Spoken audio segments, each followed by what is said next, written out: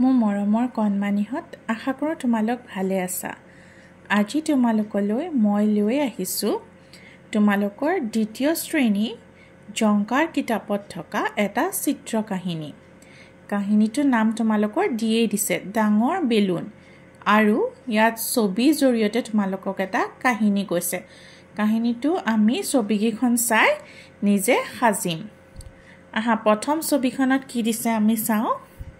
আমি দেখিছোঁ যে এজনী সৰু ছোৱালীক দেউতাকে এটা ডাঙৰ বেলুন দিছে। হয়নে বাৰু? তোমালোকে বেলুন খেলি ভাল পোৱানে? এই সৰু ছোৱালীজনীয়ে বহুত ফূৰ্তিত বেলুনটো লৈছে, বহুত আগ্ৰহেৰে বেলুনটো লৈছে। তাৰপিছত দ্বিতীয় নম্বৰ ছবিখনত কি কৰিছে, তাই বেলুনটো লৈ খেলিছে, ওপৰলৈ উৰাই দিছে, ধৰিছে, এনেকৈ খেলিছে। আৰু তাই খেলি থকা কোনে চাই আছে? তাই পোহনীয়া মেকুৰীটোৱে। মেকুৰীটোৱে বেলুনটো চাই চাই ভাবি আছে, ময়ো কিজানি খেলিব পৰা হ'লে ইমান ভাল লাগিলহেঁতেন। তাৰপাছৰ তৃতীয় ছবিখনত আমি চাওঁ আহা, কি হ'ল, বেলুনটো তলত পৰিছে আৰু তেনেকুৱাত মেকুৰীটো বেলুনটো খেলিবলৈ আহিছে। ছোৱালীজনীৰ লগত এবাৰ মেকুৰীও বেলুনটো খেলিম বুলি আহিছে। আৰু 4 নম্বৰ ছবিখনত কি হ'ল চাওঁ।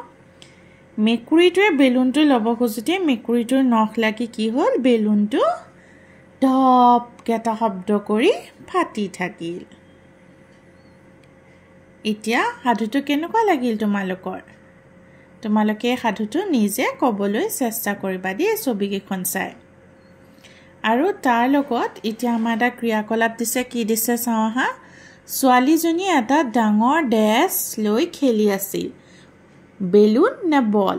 উত্তৰটো হ'ব বেলুন। ছোৱালীজনীৰ এজনী পোহনীয়া ডেছ আছিল।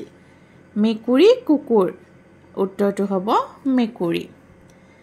তাৰপিছত তোমালোকৰ এই তলত দিয়া ছবিখনত ধুনীয়াকৈ ৰং বোলাব কৈছে। এইটো তোমালোকে নিজৰ ইচ্ছামতে মেকুৰীটো ৰং কৰিবা।